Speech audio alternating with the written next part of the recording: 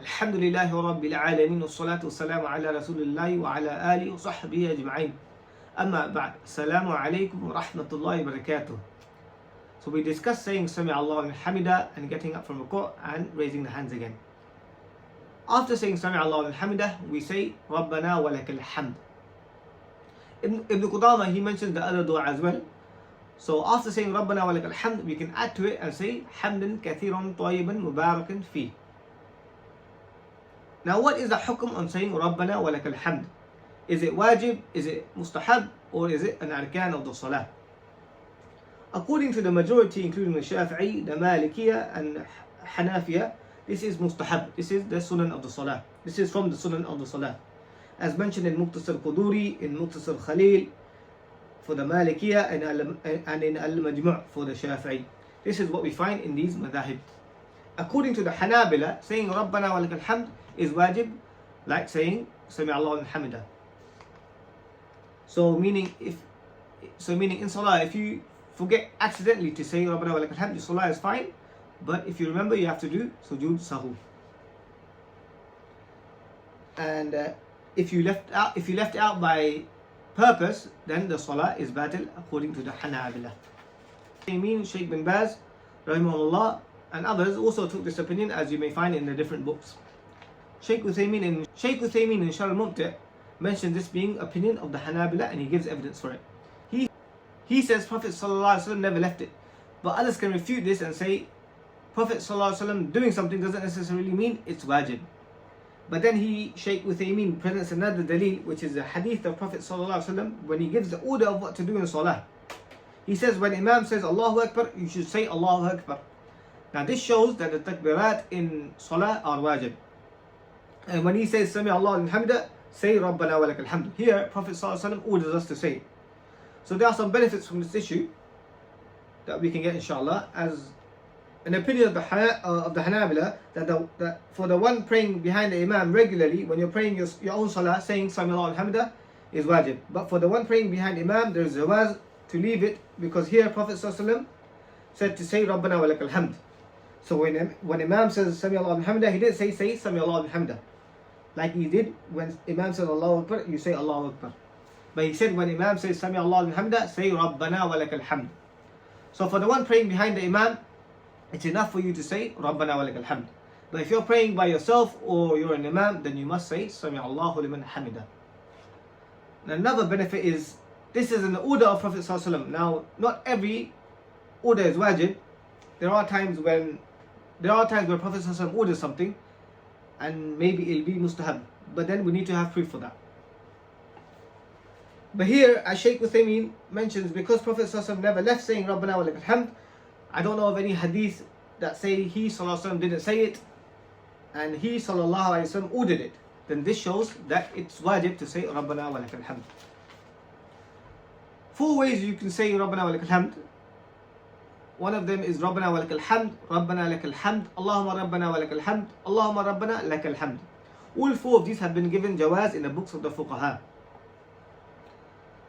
And you can also add to this by saying Hamdan Kathiran Tayyiban Mubarakan Fi. Now another issue is where there is some khilaf. You get out from Ruku', you said Sami Allahu liman Hamida, Rabbanaa Wa Lakal Hamd, Hamdan Kathiran Tayyiban Mubarakan Fi. Now at this point, what do you do with your hands? Do you put them by your side or do you fold them again? Now just to clarify, this is not an issue to divide the ummah over, or to say things like you're a mubtadi', or I'm not going to pray salah behind you because of this, or anything like that. As from the salaf of this ummah, from the early generations, Imam Ahmad, when he was asked about this issue, he said you can fold it if you like and leave them if you like. He didn't say you have to do one, or things like the one who does it or who doesn't do it is a mubtadi'. But we can discuss the evidences, inshallah ta'ala. Now, is there a sahih hadith that Prophet ﷺ folded the hands after Ruku'? If you take the words specifically after Ruku', then I don't know of any hadith that mentions this. Or I don't know of any hadith that mentions that he ﷺ left them by his side at this point. But we have to do something with the hands, so what do? So here some ulama say when walking around regularly, where are your hands? Regularly your hands are by your side. So when there is no dalil, you should put the hands on the side. This is an opinion. But when we get to the hadith of Prophet ﷺ, we find in Al-Bukhari, the hadith of Sahal ibn Sa'ad radiallahu anhu, he says the people were ordered to put their right hand on the dhira'. The dhira' meaning the tip to the elbow, not above the elbow. So people were ordered to fold them in the salah. So he didn't say in qiyam or before ruku', he said in salah. So now one may say, how come you don't fold the hands when you're in ruku' or sujood or tashahhud? It's because at these times we have evidence, we have sahih evidence to show where to put the hands. So, for example, we know where to put them in ruku' or where to put them in sujood and where to put them in tashahhud. So this tells us that the fact we put the hands down in regular life, this is not an evidence for in salah. For example, can I speak to a man regularly? Yes. But in salah, we are not allowed. So this shows in salah and outside of salah is not the same thing. And here we have a sarih dalil that the regular place of the hands in salah is to fold them. Now when we have a khas, when we have a specific dalil for ruku', that takes precedence. When we have a specific dalil for sujood, that takes precedence. When we have a specific dalil for tashahhud, that takes precedence. But when you don't have khas, then the am is to fold them, as from the hadith in Al-Bukhari. Now this is one evidence for it. Now another dalil for this, which is reported by many in their books and has been recorded as sahih, from Nisa'i, from Ibn Hujr radiallahu anhu, a sahabi that saw Prophet sallallahu alaihi wasallam at the end of his life sallallahu alaihi wasallam. He said to the close meaning, I saw Prophet sallallahu alaihi wasallam. Now in the hadith the word kana is used, so could mean he was standing anytime. He didn't say before ruku, after ruku. No, he said anytime he was standing in salah, when I saw him sallallahu alaihi wasallam, his right hand was on his left. Now the word qa'im was used, and this word has been used for Prophet ﷺ after ruku. As mentioned, he made ruku, then he stood qa'iman. So after ruku, he was qa'im. Now Ibn Hujr radiallahu anhu, he didn't say after ruku specifically, but did say idha kana, يعني meaning general. So anytime Prophet ﷺ was seen standing from Wa'il ibn Hujr radiallahu anhu, he said he folded the hands. Now another dalil for this, if you look at the hadith about the Sahaba radiallahu anhum that were praying behind Prophet ﷺ, and he made the time after ruku so long that they started to look at the Prophet ﷺ and think that he forgot that he was not in the first qiyam.